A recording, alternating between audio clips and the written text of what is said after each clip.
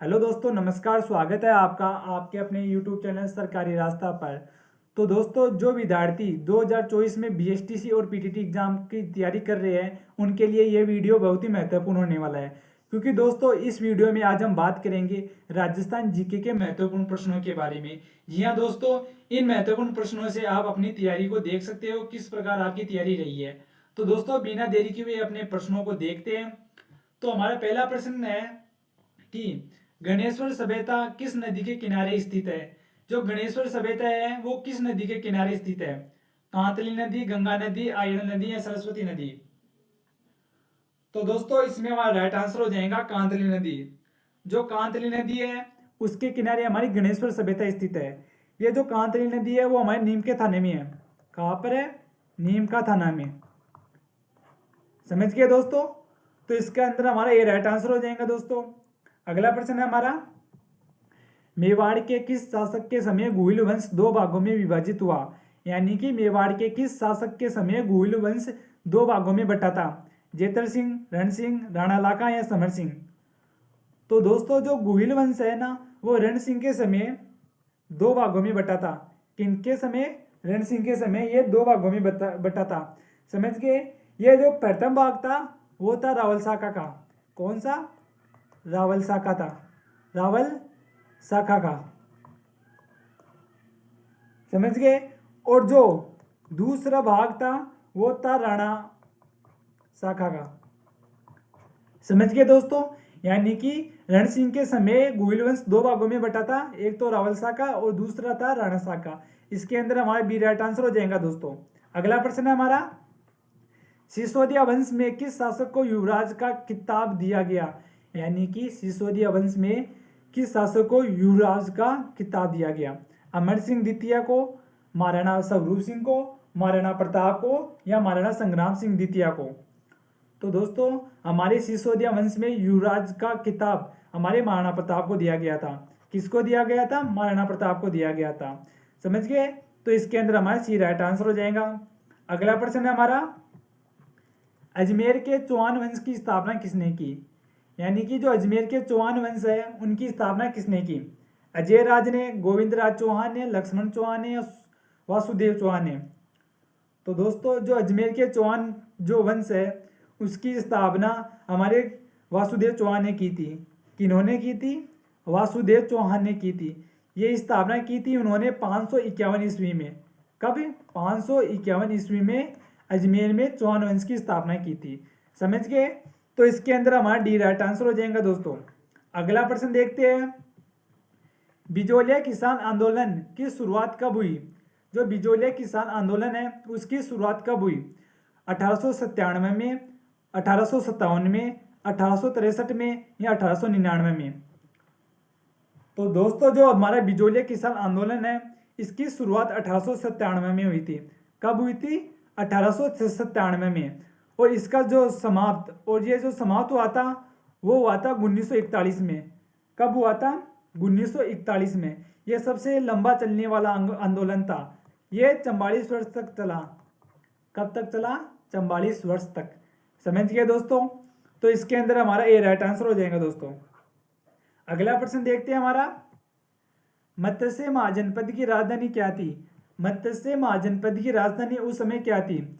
शक्तिमती, विराटनगर, विराटनगर, पाटन या उज्जैनी। तो दोस्तों, मत्स्य महाजनपद की उस समय राजधानी थी वो थी विराटनगर। क्या थी? विराटनगर। जो मत्स्य महाजनपद था ना वो हमारे जयपुर के आसपास का क्षेत्र था। समझ गए दोस्तों? उस समय इसकी राजधानी विराटनगर थी। तो इसके अंदर हमारे भी राइट आंसर हो जाएगा दोस्तों। अगला प्रश्न देखते हैं, राजस्थान में राज्य निर्वाचन आयोग के प्रथम मुख्य आयुक्त कौन थे। जो राजस्थान के राज्य निर्वाचन आयोग है उनके मुख्य प्रथम आयुक्त कौन थे। अमर सिंह राठौड़, तारा भंडारी, पवन सुराणा या सुमन शर्मा। तो दोस्तों, हमारे जो राज्य निर्वाचन आयोग है उनके प्रथम जो आयुक्त थे वो थे अमर सिंह राठौड़। कौन थे? अमर सिंह राठौड़। ये राजस्थान निर्वाचन आयोग के प्रथम आयुक्त थे। समझ गए? तो इसके अंदर हमारा ए राइट आंसर हो जाएगा दोस्तों। अगला प्रश्न देखते हैं, राजस्थान में कितनी बार राष्ट्रपति शासन लागू हुआ? यानी कि राजस्थान में अभी तक कितनी बार राष्ट्रपति शासन लागू हो चुका? 4 बार, 3 बार, 5 बार या 2 बार? तो दोस्तों हमारे राजस्थान में अभी तक 4 बार राष्ट्रपति शासन लागू हो चुके। कितनी बार? 4 बार। 4 बार हमारे राजस्थान में राष्ट्रपति शासन लागू हो चुके। तो इसके अंदर हमारा ए राइट आंसर हो जाएगा दोस्तों। क्या हो जाएगा? ए इसमें राइट आंसर हो जाएगा। अगला प्रश्न को देखते हैं, वर्तमान में राजस्थान विधानसभा की कुल सीटों की संख्या कितनी है? यानी कि राजस्थान की जो विधानसभा की सीटें हैं उनकी संख्या कितनी है? 70, 260, 200 या 100? तो दोस्तों हमारे राजस्थान में वर्तमान में विधानसभा की कुल 200 सीटें हैं। कितनी है? 200 सीटें हैं। समझ गए? ये जनसंख्या के आधार पर इन सीटों का विभाजन होता है। समझ गए? तो इसके अंदर हमारा सी राइट आंसर हो जाएगा दोस्तों। अगला प्रश्न है हमारा, राजस्थान पुलिस का मुख्यालय PHQ कहाँ स्थित है? जो राजस्थान का मुख्यालय है वो हमारे कहाँ पर स्थित है? कोटा में, उदयपुर में, जयपुर में या जोधपुर में? यानी कि जो हमारा राजस्थान पुलिस का मुख्यालय है वो हमारे जयपुर के अंदर स्थित है। कहाँ पर है दोस्तों? जयपुर के अंदर स्थित है। समझ गए? यानी कि राजस्थान पुलिस का जो मुख्यालय है वो जयपुर के अंदर स्थित है। अगला प्रश्न देखते हैं हमारा, राज्य की सरकार का वास्तविक प्रधान कौन होता है? जो राज्य की सरकार होती है ना उनका वास्तविक प्रधान कौन होता है? मुख्यमंत्री, राज्यपाल, प्रधानमंत्री या विधायक? तो दोस्तों जो राज्य सरकार का जो वास्तविक प्रधान होता है ना वो मुख्यमंत्री होता है। कौन होता है? मुख्यमंत्री होता है। समझ गए? और जो देश का वास्तविक प्रधान होता है वो प्रधानमंत्री होता है। समझ गए दोस्तों? यानी कि जो राज्य का वास्तविक प्रधान होता है वो मुख्यमंत्री कहलाता है। इनका पद देश के प्रधानमंत्री के बराबर होता है। समझ गए? तो इसके अंदर हमारा ए राइट आंसर हो जाएगा दोस्तों। अगले प्रश्न को देखते हैं, विधानसभा का कार्यकाल कितना है? जो विधानसभा है उनका कार्यकाल कितना है? 7, 8 या 9 या 5? यानी कि जो विधानसभा है उनका जो कार्यकाल होता है ना वो 5 वर्ष का होता है। कितने वर्ष का होता है? 5 वर्ष का होता है। 5 वर्ष बाद में इनका फिर से चुनाव होता है। समझ गए? तो दोस्तों इसके अंदर हमारा डी राइट आंसर हो जाएगा। अगला प्रश्न को देखते हैं, अलाउद्दीन खिलजी ने किस दुर्ग का नाम खिजराबाद रखा? यानी कि अलाउद्दीन खिलजी ने किस दुर्ग का नाम बदलकर खिजराबाद रखा? चित्तौड़गढ़, रणथंभौर, आमेर या कुंभलगढ़? तो दोस्तों अलाउद्दीन ने रणथंभौर दुर्ग का नाम बदलकर खिजराबाद रखा। क्यों रखा? क्योंकि 1303 के अंदर यहाँ पर इन्होंने आक्रमण कर दिया गया। आक्रमण करने के बाद इन्होंने इस रणथंभौर दुर्ग को जीत लिया था और इस दुर्ग को जीतने के पश्चात इस दुर्ग पर अपने बेटे खिजरा खां के नाम पर इस दुर्ग का नाम रखा गया। इस दुर्ग का नाम रखा था, खिजराबाद रख दिया था। समझ गए दोस्तों? तो इसके अंदर हमारा बी राइट आंसर हो जाएगा। अगला प्रश्न देखते हैं, राजस्थान का पहला हिंदी उपन्यास किस नाम से रचित है? यानी कि राजस्थान का जो पहला हिंदी उपन्यास है वो किस नाम से रचित किया हुआ है? पिंगल, अबलाओं का इंसाफ, कनक सुंदरी या केसर ए हिंद? तो दोस्तों जो हमारा राजस्थान का पहला हिंदी का उपन्यास है वो है अबलाओं का इंसाफ। क्या है? अबलाओं का इंसाफ। और इसकी जो रचना है ना, इसकी जो रचना अंबिका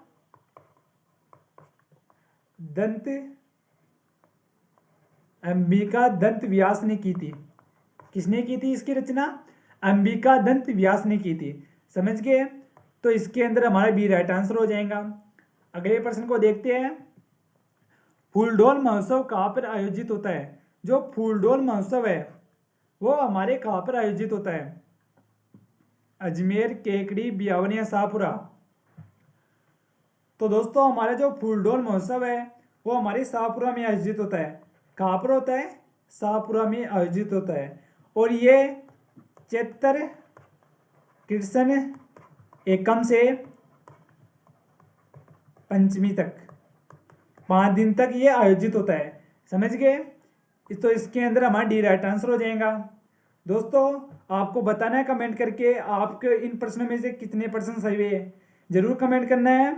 तो अपने अगले प्रश्न को देखते हैं। हमीर महाकाव्य के रचनाकार कौन थे?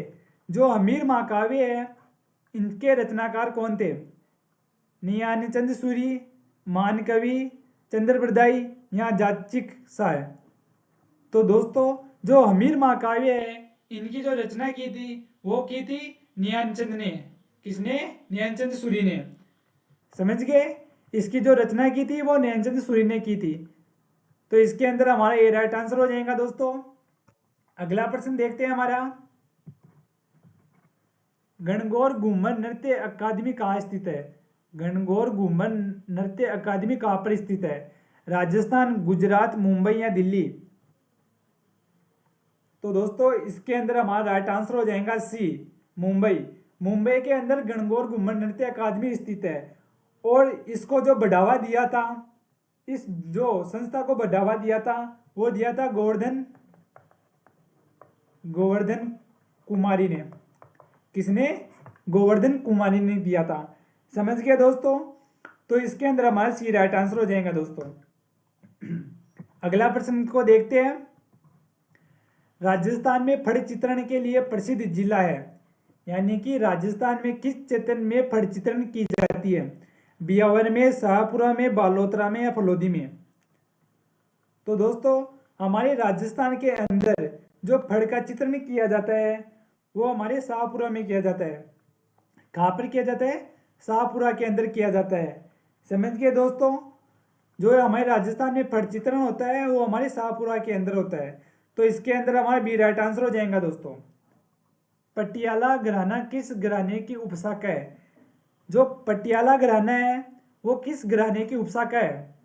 जयपुर घराना, मेवाती घराना, अंतरोली घराना या कोई नहीं? तो दोस्तों हमारा जो पटियाला घराना है वो हमारे जयपुर घराने की उपशाखा है। किसकी है? जयपुर घराने की ये उपशाखा है पटियाला घराना। समझ गए दोस्तों? तो इसके अंदर हमारा ए राइट आंसर हो जाएगा दोस्तों। अगला प्रश्न को देखते हैं। निम्न में से तत्वाद्य यंत्र नहीं है, यानी कि इनमें से तत्वाद्य यंत्र नहीं है पूछा है जो नहीं है वो पूछा है। सारंगी, इकतारा, अलगोजा या वीणा? तो दोस्तों इसके अंदर हमारे सारंगी भी है, इकतारा भी है और वीणा भी है। ये जो अलगोजा है वो सुशीर वाद्य यंत्र है। कौन सा है?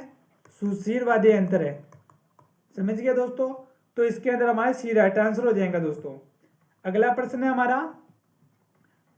पूर्वी राजस्थान में सर्वाधिक बोली जाने वाली बोली है, यानी जो पूर्वी राजस्थान है वहाँ पर सर्वाधिक कौन सी बोली बोली जाती है? तोरावाटी, मेवाड़ी, हाड़ौती या ढूंढाड़ी? तो दोस्तों हमारे जो पूर्वी राजस्थान में जो सर्वाधिक बोली बोली जाती है वो है हमारी ढूंढाड़ी। कौन सी बोली जाती है? ढूंढाड़ी। ढूंढाड़ी बोली हमारे पूर्वी राजस्थान में सर्वाधिक बोली जाती है। समझ गए दोस्तों? तो इसके अंदर हमारा डी राइट आंसर हो जाएगा दोस्तों। तो दोस्तों इसके अंदर हमारा डी राइट आंसर हो जाएगा। तो दोस्तों कमेंट करते रहना कितने परसेंट सही हुए आपके।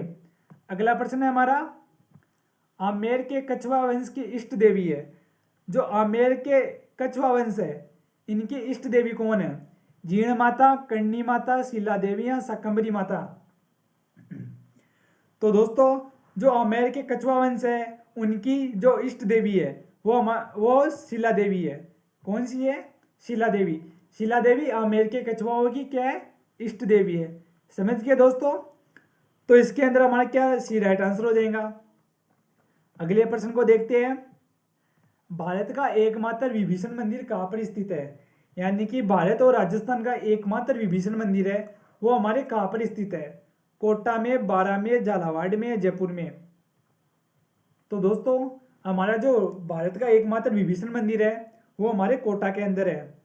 कहाँ पर है? कोटा के अंदर। केंथुन, कोटा, यानी केंथुन के अंदर है और केंथुन हमारे कोटा के अंदर है। तो दोस्तों इसके अंदर हमारा ए राइट आंसर हो जाएगा, यानी कि एकमात्र ही विभीषण मंदिर है वो हमारे कोटा के अंदर है। समझ गए? अगला प्रश्न है हमारा।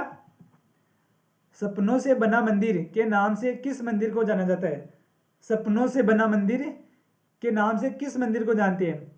ब्रह्मा मंदिर को, लक्ष्मण मंदिर को, जगदीश मंदिर को या एकलिंग मंदिर को? तो दोस्तों जो सपनों से बना मंदिर है ना, वो जगदीश मंदिर को जानते हैं। किस मंदिर को जानते हैं? जगदीश मंदिर को जानते हैं। समझ गए? और जो हमारा जगदीश मंदिर है वो हमारा उदयपुर के अंदर है। कहाँ पर है? उदयपुर के अंदर है। समझ गए? तो इसके अंदर हमारा सी राइट आंसर हो जाएगा दोस्तों। अगले प्रश्न की ओर चलते हैं।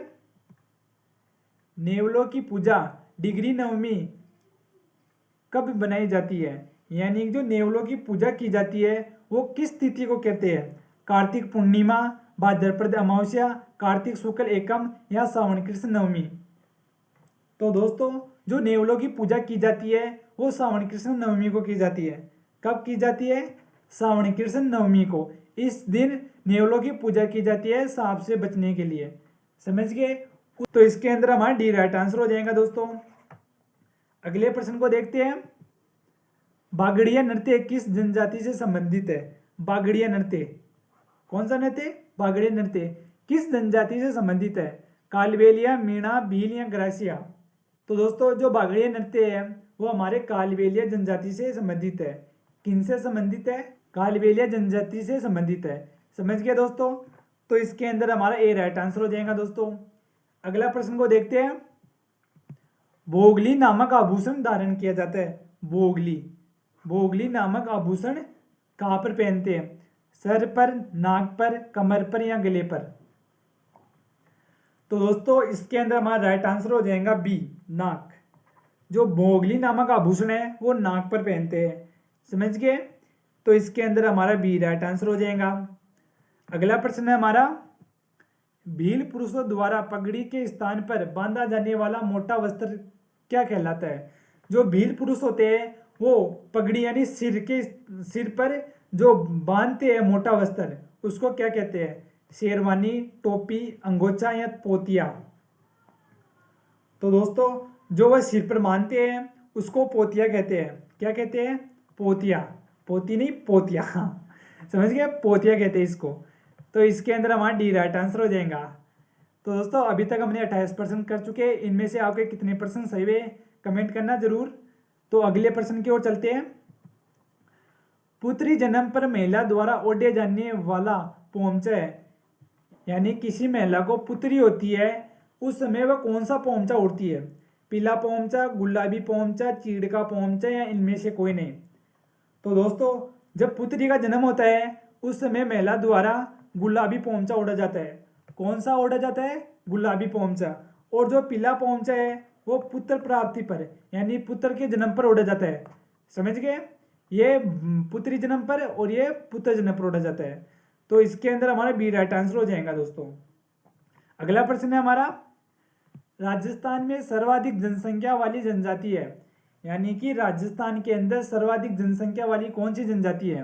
भील है, ग्रासिया है, मीणा या सहरिया है? तो दोस्तों हमारे राजस्थान के अंदर जो सर्वाधिक जनजाति है वो है मीणा जनजाति। मीणा जनजाति हमारे राजस्थान में सर्वाधिक जनजाति है। समझ गए? इसके अंदर हमारा सी राइट आंसर हो जाएगा दोस्तों। अगला प्रश्न है हमारा। राजस्थान में उदरिया पंथ किस जाति में प्रचलित है? यानी कि जो उदरिया पंथ है वो किस जाति में प्रचलित है? कालबेलिया, भील, ग्रासिया या सहरिया? तो दोस्तों जो उदरिया पंथ है वो हमारे भील जनजाति में प्रचलित है। किसमें है? भील जनजाति में उदरिया पंथ प्रचलित है। समझ गए दोस्तों? तो इसके अंदर हमारा बी राइट आंसर हो जाएगा। अगले प्रश्न को देखते हैं। डामोर जनजाति का निवास स्थान कहाँ पर है? जो डामोर जनजाति है उनका निवास स्थान कहाँ पर है? डूंगरपुर, बांसवाड़ा, प्रतापगढ़ या भीलवाड़ा? तो दोस्तों जो हमारी डामोर जनजाति है उनका जो मुख्य स्थान है वो हमारे डूंगरपुर है। क्या है? डूंगरपुर। डूंगरपुर के अंदर डामोर जनजाति पाई जाती है। लगभग 56,352 इनकी जनसंख्या है। शायद 56,352 इनकी जनसंख्या है। समझ गए? तो इसके अंदर हमारा ए राइट आंसर हो जाएगा दोस्तों। अगले प्रश्न को देखते हैं। राजस्थान का जिप्सम उत्पादन में स्थान है। यानी कि जो जिप्सम है, जो जिप्सम खनिज है, इसके अंदर राजस्थान का कौन सा स्थान है उत्पादन के क्षेत्र में? दूसरा, तीसरा या पहला या चौथा? तो दोस्तों राजस्थान का जिप्सम उत्पादन में पहला स्थान है। कौन सा है? पहला स्थान। समझ गए दोस्तों? तो इसके अंदर हमारा ये, तो दोस्तों इसके अंदर हमारा सी राइट आंसर हो जाएगा। समझ गए? अगला प्रश्न है हमारा, राजस्थान की किस फसल को सियालू सावणु के नाम से जाना जाता है? यानी कि राजस्थान की किस फसल को सियाणु व सावणु के नाम से जाना जाता है? खरीफ, जायद, रबी या इनमें से कोई नहीं।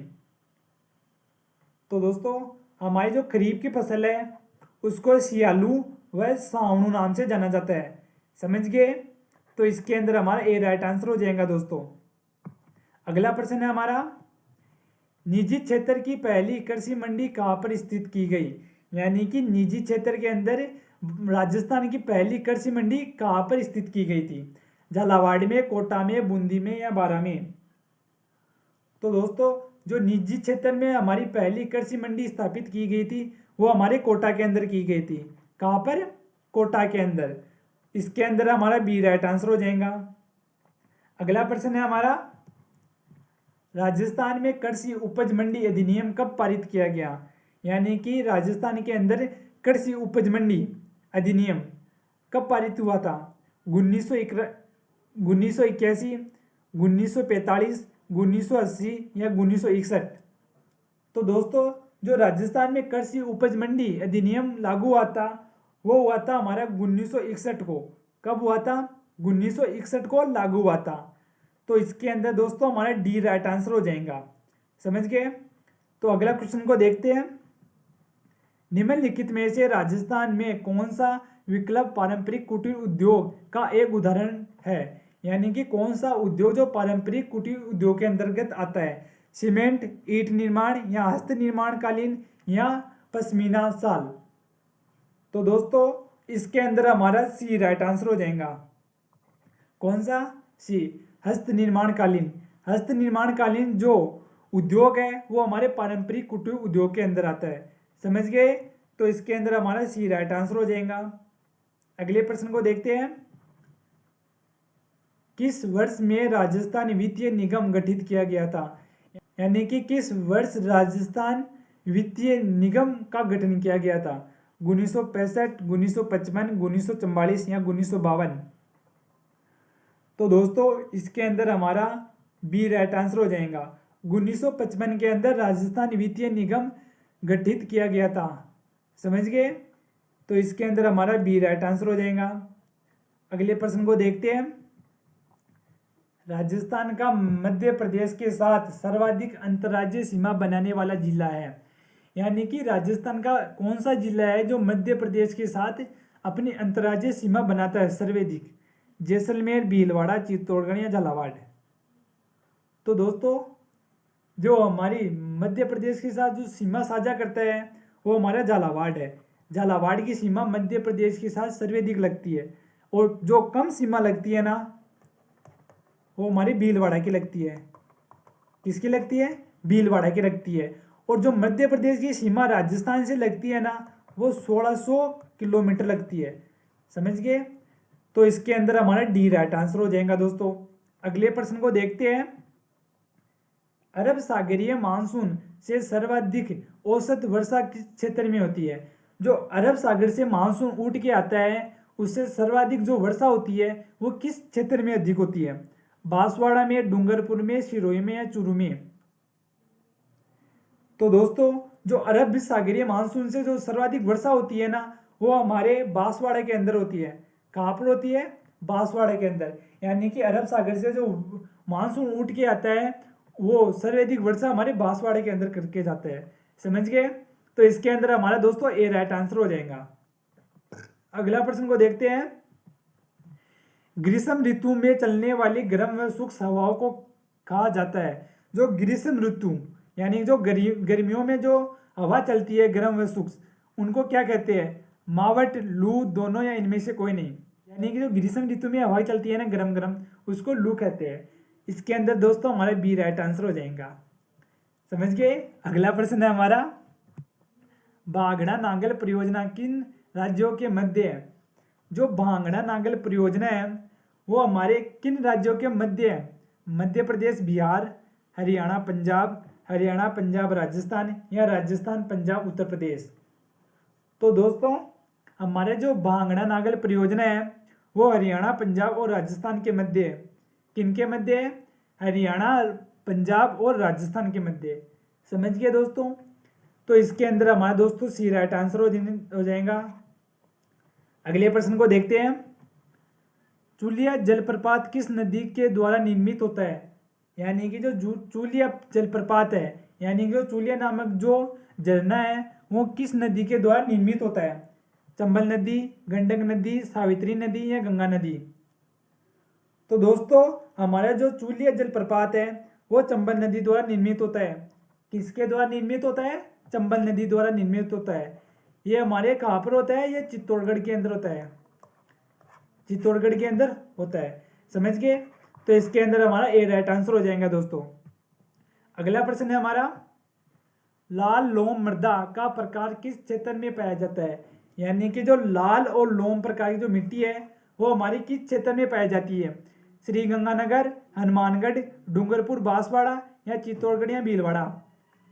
तो दोस्तों हमारी जो लाल लोम प्रकार की जो मिट्टी है वो हमारे डूंगरपुर और बांसवाड़ा में पाई जाती है। कहाँ पर? डूंगरपुर और बांसवाड़ा के अंदर। समझ गए दोस्तों? तो इसके अंदर हमारे दोस्तों सी राइट आंसर हो जाएगा। अगले प्रश्न को देखते हैं। राजस्थान का सर्वाधिक शुष्क जलवायु वाला जिला है। यानी कि राजस्थान के अंदर सर्वाधिक जो शुष्क जलवायु होती है वो किस जिले में अधिक है? फलोदी में, जैसलमेर में, बांसवाड़ा में या प्रतापगढ़ में? तो दोस्तों हमारे राजस्थान का जो सबसे शुष्क जलवायु वाला जिला है वो हमारा फलोदी है। कौन सा है? फलोदी है। फलोदी के अंदर सर्वाधिक शुष्क जलवायु रहती है। तो इसके अंदर दोस्तों हमारा ये राइट आंसर हो जाएगा। अगला प्रश्न है हमारा, राजस्थान पशु चिकित्सा एवं पशु विज्ञान विश्वविद्यालय कहाँ पर स्थित है? यानी कि राजस्थान का पशु चिकित्सा एवं पशु विज्ञान विश्वविद्यालय कहाँ पर है?